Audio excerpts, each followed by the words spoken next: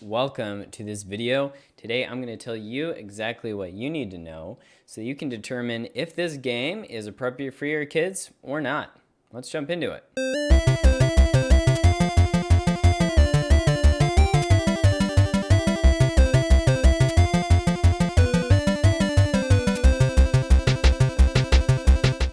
So today we are talking about Valorant. What exactly is this game? Well, it is a competitive strategic shooter, sometimes called a tactical shooter. How you win the game is by winning individual rounds, 13 of them to be specific. These matches are all played on a team, and you're facing another team and trying to either eliminate them or plant a bomb, which is called a spike.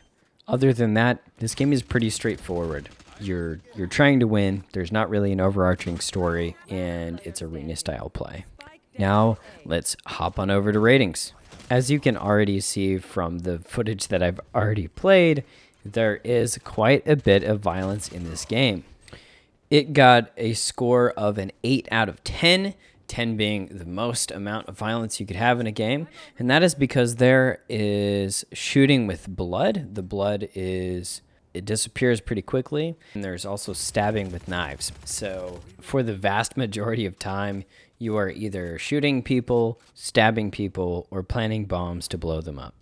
On that note, let's go to language. Early on in my research, it seemed like the language was pretty tame until I did a little bit more digging and found a couple of spicy voice lines. So this gets a language rating of 7 without any kind of online chatting ability. So before you get into a lobby with a bunch of angry players that are willing to cuss your ears off, there are quite a few voice lines that had instances of the D word and the S word, while there are no F words, right? So it's a 7 out of 10. Obviously, if you're doing voice chat with strangers, that's always going to be the most dangerous and would incur a rating of a 10.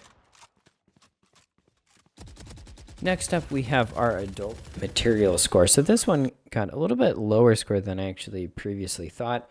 So it gets a score of a 5, and that is because of relatively skin-tight clothing, as well as some partially revealing clothing, but nothing too serious, and really nothing overtly sexual in this game. It is very high stakes, high strung, lots of adrenaline environment, and it's really not that spicy. I should also note that there is in-game currency, and you can purchase $100 of it all at one time, so definitely be careful with those microtransactions. Now, as for the fun score, this one is completely subjective, and I felt like it was either a 2 or a 7 and nowhere in between. What I mean by that is it was incredibly exhilarating to play and really fun to execute, or because of the really, really high skill and barrier to entry, it's just like incredibly frustrating to get out relatively quickly. So that's something to keep in mind.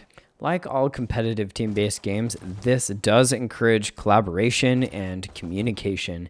If you're not communicating, if you're not strategizing, if you're not thinking actively and proactively and ahead of time and ahead of schedule, you will fail miserably at this game. So that is a positive lesson that this game teaches. The question is really up to you, is this game's content worth that lesson? As always, thank you so much for stopping by. If you are interested in checking out our coding camps, our gaming camps, and our digital citizenship camps, check out coderkids.com, where we do everything from after-school programs, summer camps, private tutoring, and we have our own Discord server too. Check it all out in the links below. And of course, we'd love it if you would subscribe, like, and smack that bell for notifications when the inevitable next kid-friendly game review comes out. See you next time.